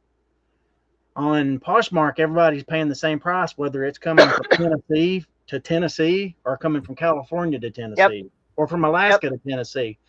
So who's paying that extra money is every single customer. Now understand that for Poshmark, it averages out. Like they're going to make more money on shipping than they do on others. But I'll guarantee you, they're probably not losing money on any of the shipping ever. And the person who winds up absorbing that cost is the customer. The customer is the one who's paying more, regardless of where the package. Well, and normally, if you're going to ship from where we're at in South Dakota to Iowa, it's going to cost $10. If you ship from where Marsha's at to Iowa, it's going to cost $15. So they're ending up paying $5 more than what they would, depending on who they bought it from. Yeah, see, Corey, Corey, if a customer chooses to pay the shipping, they didn't lose. That's not what I'm saying. I'm saying that the person who's absorbing the cost here is not going to be the buyers. It's not going to be eBay. It's not going to be the sellers, and it's not going to be eBay. The ones who are overall going to absorb that price hike, whatever the system might be, is going to be the customer. Poshmark fees is a flat 20%. So that could, I don't know if that has anything to do with them recovering fees for the shipping or not. But I can't imagine I think it would be a bad system if a business was counting on a different part of the business to help cover and supplement the shipping part. I'm of the opinion that Poshmark, even though some items are going to California from Tennessee and some items are going to Tennessee from Tennessee, they're not losing money on any of the shipping ever. Like they've got because they're making it up from one place to pay for the one that costs a little bit more. Yeah. See, I don't mind. I like selling. I actually like selling on Poshmark because it's easier with how they do their shipping and stuff. Yes, it's a 20% flat fee. Every time you list the item, what you're going to get. I don't promote anything you can't promote. I don't promote anything over there, but it's a 20% flat fee. When someone buys something, as long as it's under 5 pounds, I don't need to make no label adjustments or anything. I just print a label, slap it on the box or bag or whatever I got, and send it down the road. That's so simple. And I think that's what eBay is trying to do, is make it simple. Absolutely. Absolutely. But what I'm saying is okay, just take what we do, for example. We're not trying to make money on shipping. We're trying our best not to lose money on shipping and we're trying to cover like our cost of material and stuff like that we use. Okay. But we probably have like the most competitive, because we do calculated shipping and we offer, pretty much all of our quite a bit of our discount to the customer. Like customers who buy from me that live in North Carolina are paying less in shipping than California. Now, I still get the California sales, right? I still get those, but those people are paying more for shipping on the same exact item. Under the new system, everybody's going to be paying if they went to like a Poshmark model, they're going to be paying the exact same cost on shipping, right? Right. People in California, it doesn't matter to them because they've been paying the same price for my items. They've been paying that cost already probably. But the person that buys from me in North Carolina is going to be like, what the heck? I'm paying more in shipping now. Yeah, I understand that part. I don't know. And here's the other thing. What about the carriers? You got USPS, UPS, FedEx, and whatever. Because I saw somewhere that the customer will be able to pick. But I'm not going to FedEx. I refuse to use FedEx and try to get into our UPS store. It takes like 45 minutes. Mm. There's no way I'm waiting every time I have to go to the post office. Forget it. Or Like the UPS store.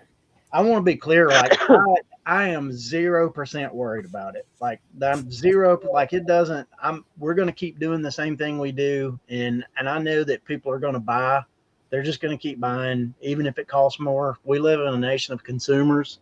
Some people are going to be more affected than others, but there's always going to be people to buy. So I'm like not worried about it at all. But I do understand that if it were to happen, that somebody is going to absorb that cost. And it's not going to be us, and it's not going to be eBay. It's going to be ultimately the end user, the buyer, that's going to absorb whatever the extra shipping Depending on, like you said, though, depending on the model eBay comes up with. Depending on the model, because it'll be us if it's not the Poshmark model, because they'll charge us yeah. the difference if we screw up the weights. Yeah. So you're talking about it'll be like a whatnot one, where if you screw up the weights, you get 5 whoopsies, and then you got to start paying for them. Exactly. Again, that won't affect us because we're already doing calculated, and we know exactly what box it's going in. We know what size it is, and we know what weight it is every time we listen. Well, I'm going to tell you what happened with Whatnot, and I found out. Hold on. I used common sense to figure it out, and I'll tell you exactly. Now, first, I want to say this. I got an email this morning. Whatnot, they've been around since 2018 or 19. I can't remember which one it was, but 7 years. They've been around 7 years, and today they hit 1 billion orders, not sales, orders. All right, so that was a milestone for them. But I'm going to tell you why what Whatnot's doing with the shipping, how they're losing money on shipping, is you got these big buyers, that are big sellers that are going in and they're doing like shows like I do, item on screen, and they're marking them at 4 to 7 ounces. They're not weighing their items or anything to get an idea of what they're weighing, and then they run their show. At the end of their show, instead of going in there and adjusting the correct weight for the box that they got, they're just printing a label, and that label's underweight. That's what's happened to Whatnot. That's why they're having such a big problem, because I've read in the Whatnot for beginners or whatever, people are in there hollering about, well, how am I supposed to change my weight? There's nowhere to change the weight. Oh, yes, there is. There's a little pencil out. You got to buy the label. It's right there. Yeah, it's right there by the label. Right there. And so all they're doing is they're going to a name and they're hitting generate label. They don't even care what the weight says, what the size is, or anything. That's what's happening with shipping on Poshmark. That's Whatnot. That's exactly what's happening. I thought they were changing that. We're going after the sellers and charging them, though. They are. They're getting ready. I think it's going to go into effect next month in July. I think it's July. It could be the end of this month. I can't remember, but it's soon. They're going to start hitting the sellers, and I don't know if that 5 freebie thing is going to stay or go, but I was reading in some of these posts on Facebook, these Whatnot groups, and I'm just like, that's exactly what's happening. Is them people are just generating a label, and they're not even clicking that pencil to change the size or weights or anything. They're just clicking the label. That's why Whatnot's getting hit with thousands of dollars, hundreds of thousands of dollars in shipping costs, because people are just taking advantage of the system. Yeah, I saw like Chad had a good point up here. He said if an item is worth 20, it just disappeared from me. Hold on just a second. He said if an item is worth $20 shipped, if the postage goes up $2 per package, the loser is you, the seller, who's going to need to take $2 less for their item because it's only worth $20 shipped. I would say that's partially true, but here's the thing. I know I'm selling the same Playmobil to California that I'm selling to North Carolina or to somewhere. I just shipped something to close by here in Tennessee. I didn't take less for my item for either one of those. California just paid more shipping because they're used to it.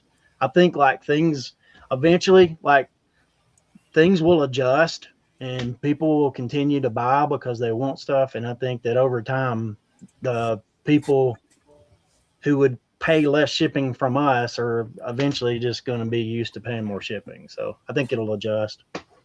Well, Michigan Knights. And I see Corey kind of said the same thing. Give it a week. I don't know about a week, but that item is now worth 22 shipped. The market always adjusts. I think there's truth there. So I just think it's going to happen. So And Miss Unite says reality is USPS costs are going to continue to rise, and you can either absorb or not. They're right. I mean, it's going to continue to rise. You know, every year the costs go up. So eventually, it's going to put small business owners out of business because they can't afford to ship the items because the customer can't afford to pay for the shipping on the items. Well, Small items. Now people like people like Corey and Teresa, their eBay store, they have high ticket items. People are going to pay that high shipping because of the high ticket items. If you got a high ticket item store, I believe items that are that you sell $30 or more, people are going to pay the shipping on them. But anything under that, I don't think people are going to pay the shipping on them. I got a hard disagree. Do you disagree? I disagree because I sell a lot of. I know people say if the cost of shipping is more than the cost of the item, people aren't going to pay that shipping, right? Or they're not going to do that. They're not going to buy that. Happens all the time. I sell a $5.50 item at least once a day, more than that, and people are paying $6 and something in shipping to have it shipped. It don't affect it at all. I mean, like there are items I'm sure that it might affect. Right. But like what I do with the Playmobil, it doesn't. People are now one of the trends that my consumers do is they buy multiple items so they can take advantage of that shipping, just like buying in a whatnot auction or something. You know, people are going to want to buy more than one item so they can take advantage of, you know, whatever shipping discount they're going to get for multiple items. But I don't know. I think it's going to happen. I think it's going to happen soon. I think if it's going to happen, I think it's going to happen after the rates change for USPS. And then here's my next question. I still don't think the two are connected. But. Now, okay, let's take the connection out. Okay, Brad. So here's my next question. Okay, USPS in July changed their rate to now to the 15.9 ounce rate. Okay, so.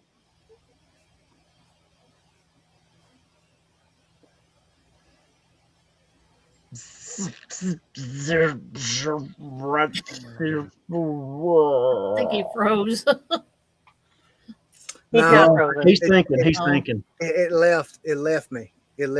Oh, I had a really good question about that. Well, here's the question though: are they charging the 15.9% rate, or are they just adjusting it a little lower and just making it all the same? I don't know. Well, that would be ideal. But here's an average or something. So the wording in that policy says that if they have a contract or subsidy or whatever it is with the businesses already, they have a negotiated rate already. Right. It will not affect them. So I know for a fact it's not going to affect Poshmark. Now, my question is, does eBay have any kind of contract because we do pay lesser shipping cost than what it normally costs? Is that a contract that eBay has with USPS? And if so, is that going to affect us because of that? Or will it affect us?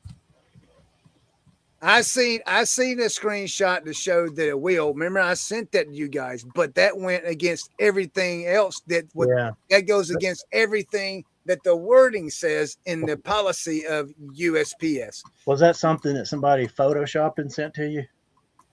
No, that I was told that come from the person at their post office sent them that. Yeah, that thing you sent us, it's completely opposite of everything they said in the release. Yeah. So it's completely opposite of everything they said in their release, and that's why I sent it to you. I was like, well, what in the world? So anyway, so that's what I was wondering. I mean, is eBay going to, is eBay going to be affected because of their agreement? Do they have an agreement? I don't know. But I bet, somebody like Kat, I don't know how much she buys on eBay or online platforms, but I know that the cost of living and everything is higher in California. If she's buying stuff from me, it's costing her more to get there. She's used to paying that. Californians are used to paying that, and they're going to buy it. I think, as much as it would hurt, people are going to adjust to that, and they're going to keep buying. People aren't going to quit buying. So Kevin is here, And he says, unpopular opinion, but I think shipping is about to stabilize for a long time. It might not be the post office, but these other companies are now cheaper on a bunch of items. USPS is topped out. USPS can't just keep going higher unless they want to lose massive. I agree with that. And I think that's where free market enterprise kind of takes over. If a place like UPS or FedEx sees an opportunity that they can, to capitalize on because they can run it better, do it more efficiently, lower costs, blah, blah, blah, and they can take some of that market share that USPS has, they'll do it. I mean, it'll figure it out. The market will figure it out. Yeah. I don't know. So I noticed this. So I have sold some items on Vinted, and when you list an item, they have 3 different options you can choose from. And for some reason, whenever you choose the small envelope, like a small poly bag or whatever, like if you have a small item, it sends it FedEx, and that doesn't make any sense to me. Is it? Wouldn't it be cheaper going USPS? What goes FedEx? On eBay? No, this is on Vinted. Oh, on Vinted. Honestly, Amazon could jump into the shipping market for items not sold on Amazon and make huge waves and make a big bucks. What Kevin says there, it's I don't know, that could happen, but I think that these things always kind of, there's a course correction, maybe not from the post office, but I feel like there's always going to be somebody in the market that's going to see an opportunity to fix a problem that affects a lot of people, and they'll come up with a solution. I mean, things are going to keep inflating at some point anyway, but I feel like there's always going to be a company or a corporation or someone who's going to find a better way to do it. Bro. Teresa, you've been quiet. You reading? No, I'm surfing my auction site. Oh, okay. She's working, Chris. She's working. Oh, okay. She's a working girl. That sounds bad, though. Girl. I'll be a working girl. I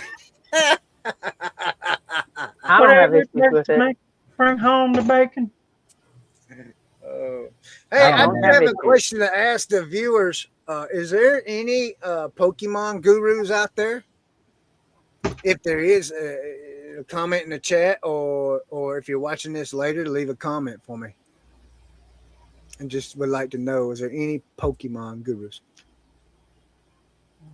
Well, Chad says he's not Matt. No, Matt does with sports cards.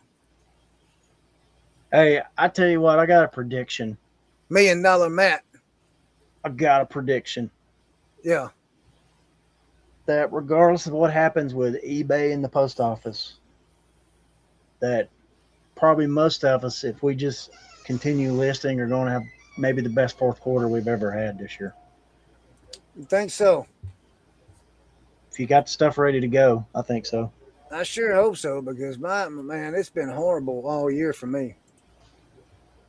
Absolutely horrible. I want to tell you something. I sold more on Vinted in the last 6 days than I have on eBay. Now explain that. On Vinted? Yep. You're going to get booted. Kitty boo. Why am I going to get booted? Because they boot everybody That's Garrett, off Vinted. short for cigarette. Aw. Well, I'll just stand in line then. Teresa's all I can do. I just stand in line. See what happens. I don't know why they're booting people, because I come across a seller Because on it's not meant. Let me finish. I understand what you're saying, but I got a couple of sellers saved that have over 1,500 listings in their thing, and they're not cheap listings. It looks like I'm looking at an eBay store. I've come across 3 or 4. Well, hold on though, because you can pay extra money to be a pro account, from what I heard. But who's going to pay not knowing if it's going to sell? But yes, most people who have gone on there that are resellers have gotten banned from Vinted just by opening their store and listing one item. That's interesting. Susan says that there are several people in her private reseller group I'm in that has said the same thing about Vinted over the last few weeks. Yeah, they're selling more on Vinted than they are on eBay. But what's the pro account? Is a pro account meaning that you can sell more? I don't know. I don't know because I have no intentions of opening a Vinted account. Yeah. Because why open it just to get banned? So. I have sourced on there. And didn't pay shipping and got some really good deals on some stuff. My take on Vinted sounds like it could be the kind of what you guys had in mind with the $1 with the dollar auction site. I feel like it could probably be a good alternative for like stuff like that. You know, stuff that you just need to lower the price on and get rid of. It might be good. Like a good yard sale site. That's what I did. I sold 26 items over there in the last 6 days. Full-time Vinted seller in the house. No. I just list over there when I see something. I'm like, oh, I'm gonna list this on Vinted, and I do.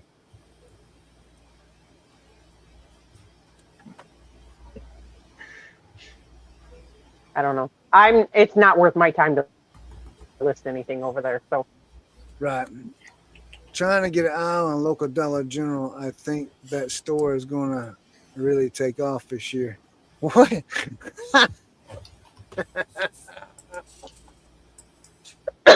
Man, my back's killing me.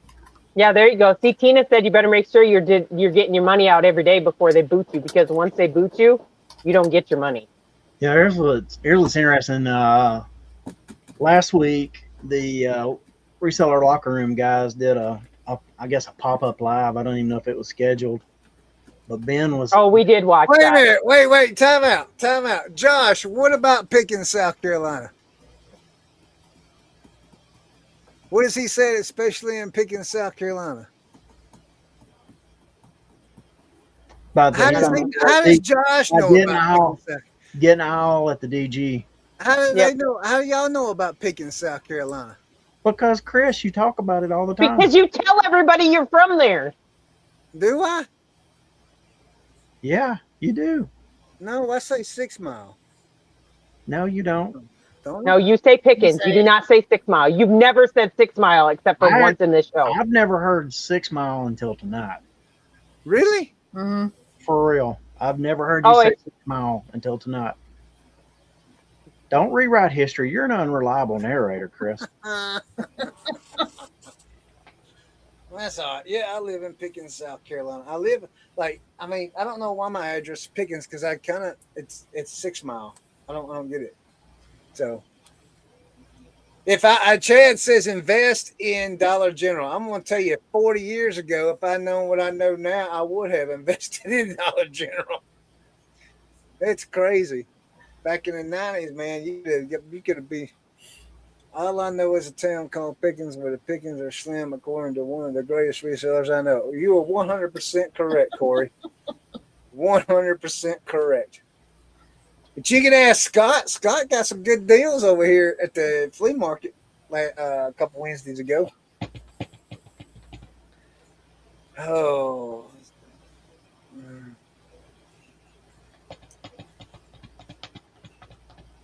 Let's see. What's astonishing? One more thought. This actually jogged me a thought here.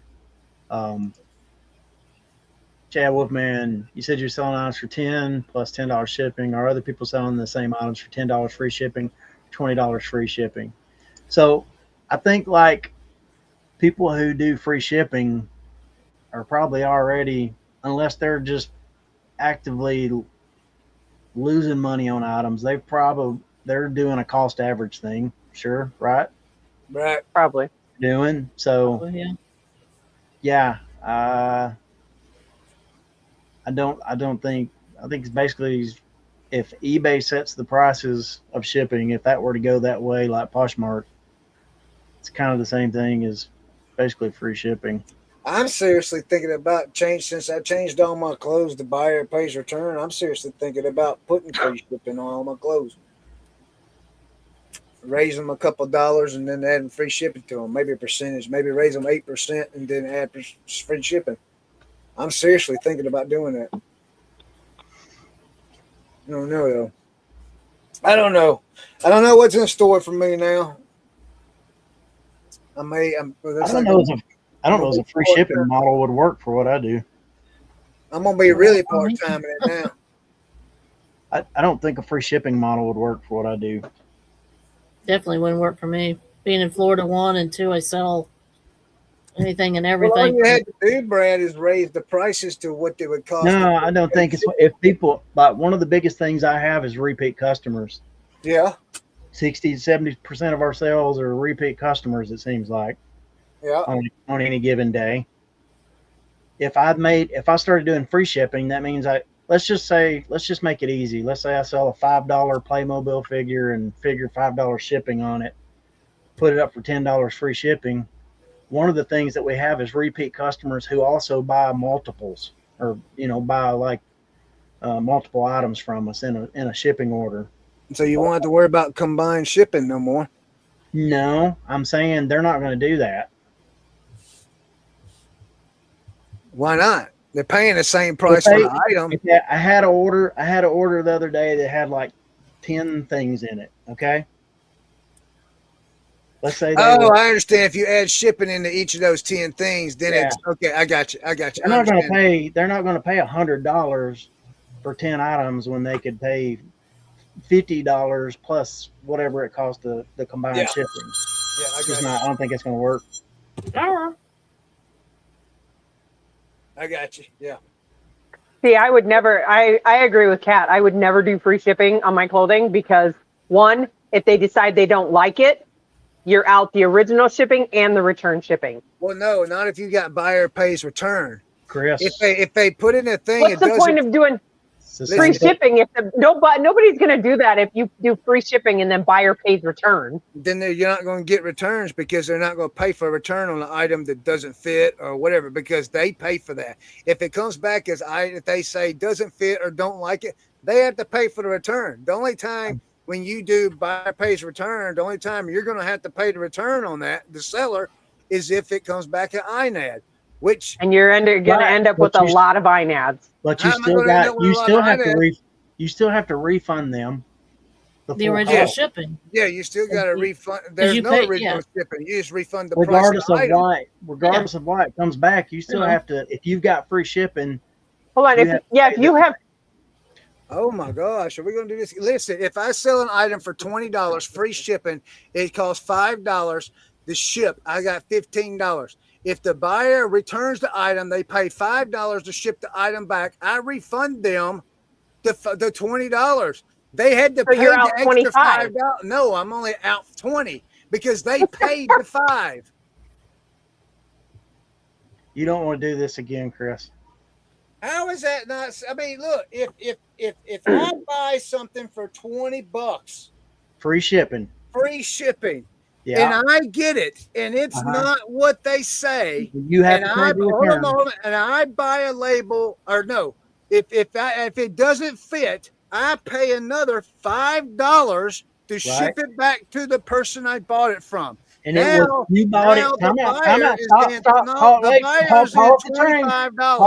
Pause the train. Okay.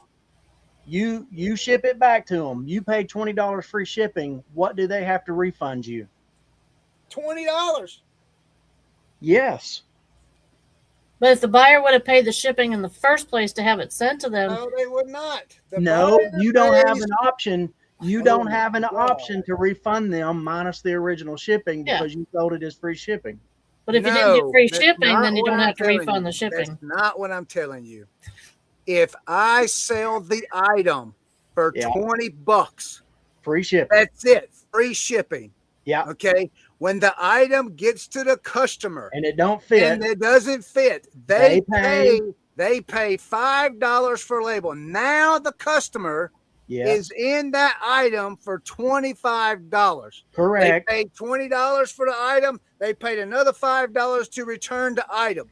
When the item comes back to me, I pay $20 back to the customer of the original cost. And who purchased the original shipping label in that scenario? That come out of $20. No. Yes, they pay. No. Wait a second. Hold on. Let me do this. The customer pays $20 for this item and it has free shipping. Okay. You got paid $20. Yep. You have to, hold on. Out of that $20, you have to go pay $5 for the shipping label to ship it to them. Yep. Leaving you with Right? $15. Leaving you with $15. Leaving you with $15, right? The customer gets it and they send it back. And okay, they paid their $5 to send it back, but guess how much you still have to refund the customer? I still got $20. Right. So it's still $20. So you're out $25. No, I'm not, because they didn't pay but 20. How can you not see The this, total Chris? cost is 20. Where you can't pull $5 more Chris, out of the all air. Wait. Time out. Mm. All right. One more time. Real slow. All right. Seriously. You sold it $20 free shipping, right? Write it down. You sold it $20 free shipping, right? I'm going to show you something. Now, just listen to me. Just listen to me. Look at me. I need to make eye contact with you here. I'll wait till you're done. $20 minus 5 equals 15. All right, time out. So you sell the item $20 free shipping. Yes? Yeah. Okay. You have to pay out of what you got paid, you have to pay for a label, correct? So say $5, make We'll it say even. $5, that leaves you with $15, right? Right. So out of that $20 that you got, you now only have $15 left, right? Right. You send it to the customer. The customer's like, it doesn't fit, but they have to pay returns. So on their end, they pay a label, right? Yep. And so they send it back, correct? Yep. Yep. When you get it, what do you owe them on a refund? $20. Right. But you only had $15 left out of the original amount. Look You at bought what the label. Rick. Come on. You bought the label, right? And Right. that only left you with $15, but you're having to give them back $20. Right. Who paid I'm that only extra- out. Listen to me. Who paid that extra Listen to me. $5? Listen to me. I'm only out the $5, not freaking $25. No, I didn't say you were. That's what y'all was saying. No, that's I'm not only what out. we're saying. But look, check this out. If I would have continued to do the free returns like I've done it the old way, I would have been out $10. No. Yes. Yes, because I used to do free returns. I'd have been out $10 instead. No. If Yeah. look, let's do the math on my end, okay?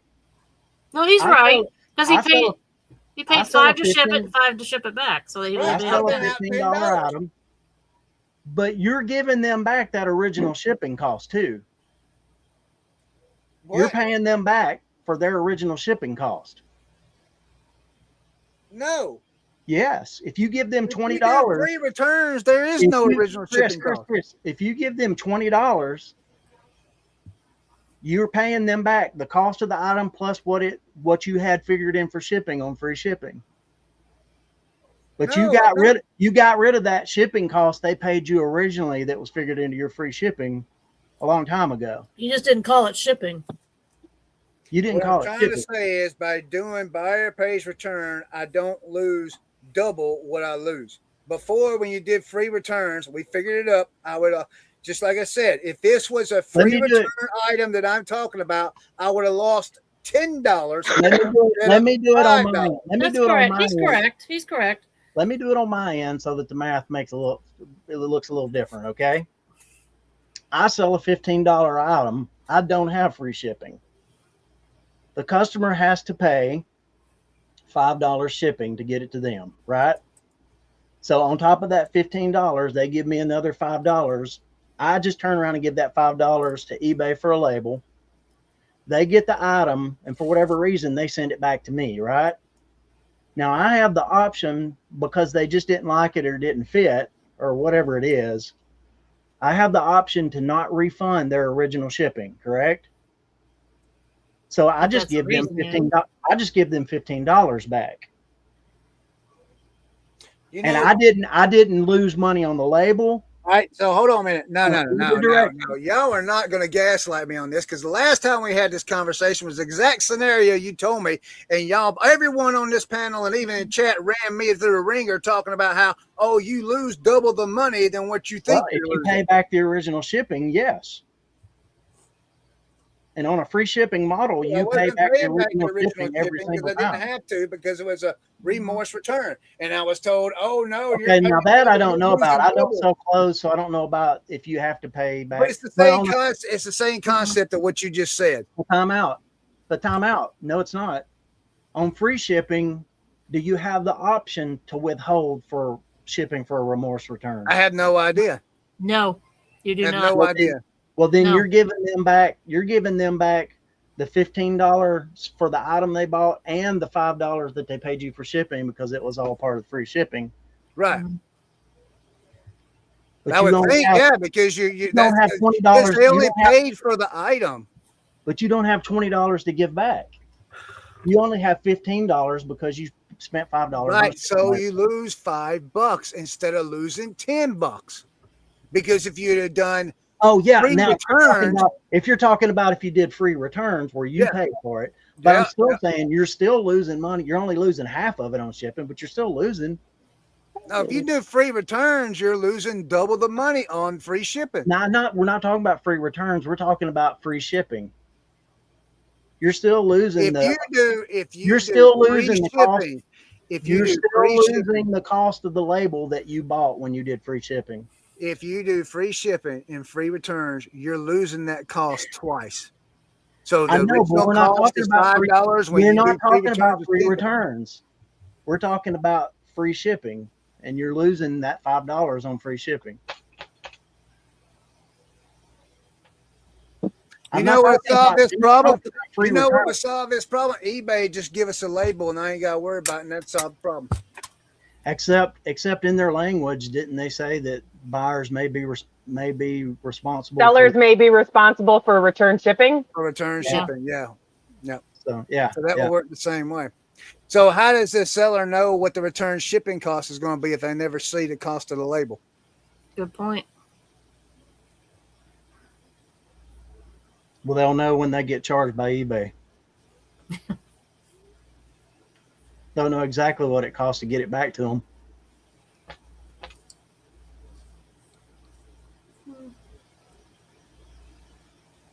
Yeah.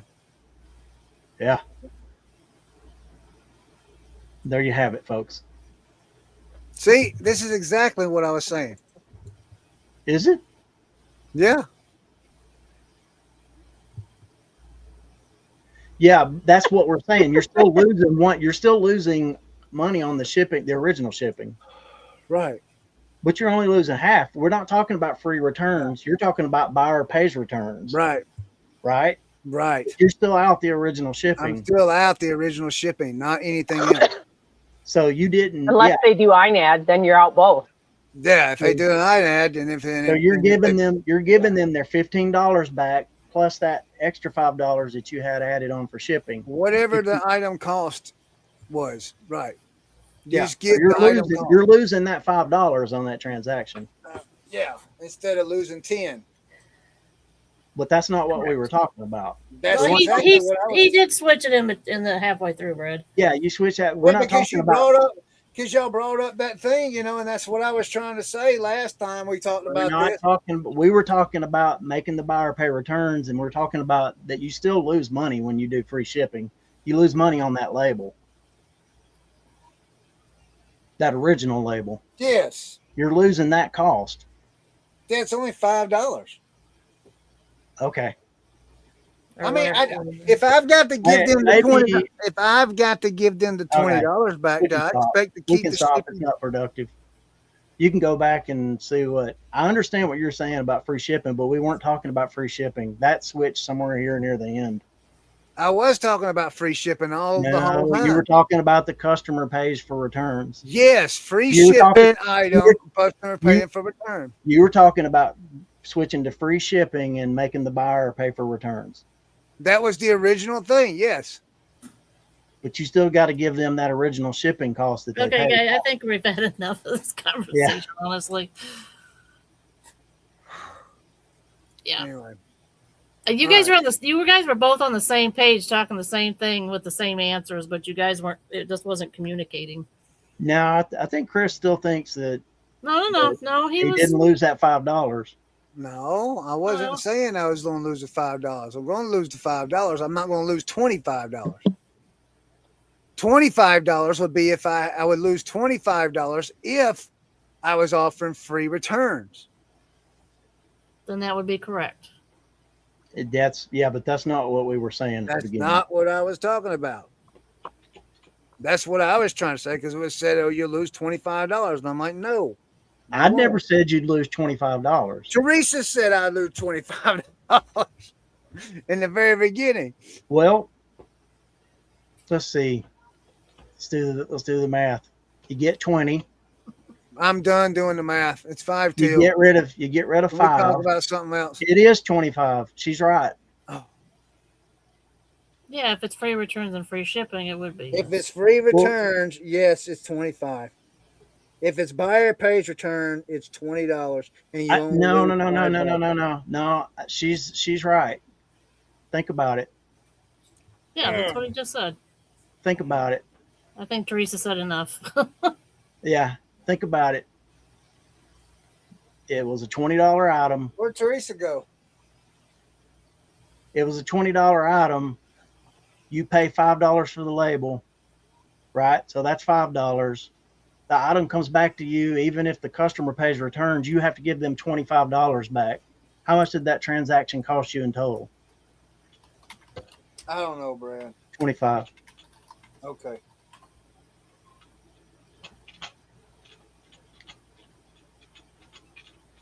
She got booted off her internet.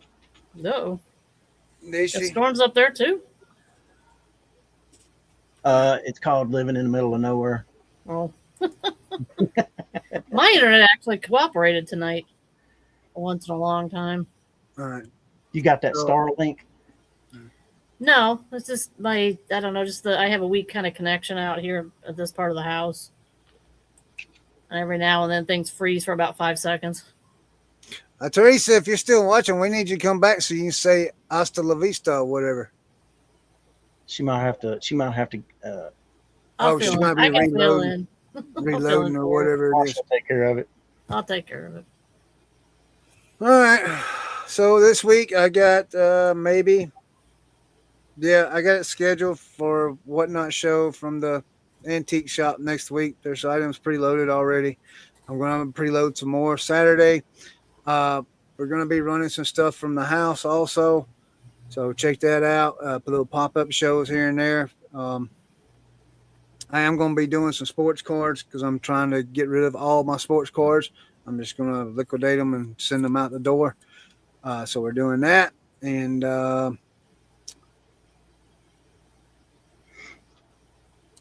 I don't know what's going to happen next Tuesday. So if we're on reseller therapy, we are. If we're not, we're not. But it's not going to affect Thursday, though, right? No, it's not going. As far as I know, it's not going to affect Thursday. So we'll be here next Thursday for sure. Y'all more welcome to come back and listen to my stupidity or whatever. So, no, whatever. Teresa, When did you say your next antique show is? Wednesday, 10:15 a.m. Eastern time. Eastern time. Yes. Eastern time. Yeah, Eastern time.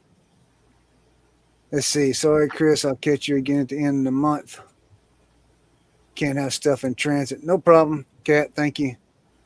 Perhaps we can get Chris made me quite quit my cussing streak. Well, sounds sorry. good. If y'all don't come back next week, I get it. I get it. Don't come back next Mysterious week. ways. Everybody ought to know you can't listen to me anyway. All right, Marsha, what you got? I'm working at the thrift store a little bit tomorrow and Saturday. Doing more listings and Cat Nurse Flipper show on Tuesday night, 8 p.m. Eastern. Brad, take it away. All righty. Everybody, there's a little thing we like to do at the end is we like to pray. This is not meant to be serious. It's meant to be just for fun. So if you would, It needs to be serious tonight. yeah, out of reverence anyway, bow your heads if you would. All right. Well, dear Heavenly Father, we thank you so much for all of our friends who've gathered here tonight for the great debates. And Let everybody know that if they got a patch they're looking for, Buck's got one for that. And God, I want you to send us proof that Chris actually met Mick, Murphy, Mario, Mike, Matt, Miles, Micah, Milo, Malachi, Moana, Methuselah, Andretti, whoever it was. And God, use your magic, expose this evil eBay USPS cabal that threatens to end all of our existences. And God, help us all get better at math. Ask these things in your name. Amen. Hasta la vista.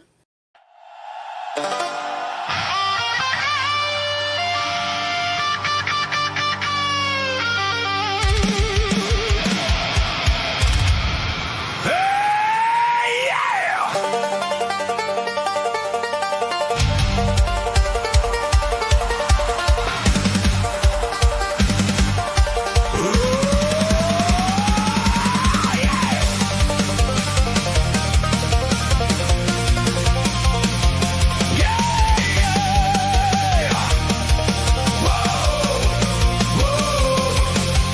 Thursday night in the barn again. One more ride with all our friends. Treasure hunting, resale talk, rabbit trails, and a little bit of walk. eBay, whatnot, Poshmark too. Yard sale stories breaking through. Flea market finds and storage gold. We laughed so hard we nearly rolled. Thanks for hanging with the crew. For the things we learned from you. For the laughs, the chaos too. Now let's light up the night one more time. Picking and grinnin', we'll be back again. Picking and grinnin', same bond, same friends. Thanks for the laughs, thanks for the love. See y'all next Thursday night. Next Thursday night. Next Thursday night. Next Thursday night. Next Thursday night. Chad from Wolfman Goodies, yeah. Thank you for the sponsor care. Supporting resellers everywhere and get your shipping label in the air. Brad kept us on the rails with that recap prayer that never fails. Teresa brought the stories in. Knowledge, adventures, let the tales begin. Marsha showed the storage runs. Forgotten treasures, hidden ones.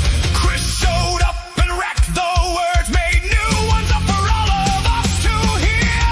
Picking and grinnin', we'll be back again. Picking and grinnin', same bond, same friends. Thanks for the laughs, thanks for the love. See y'all next Thursday night. Next Thursday night. Next Thursday night. Next Thursday night. Next Thursday night.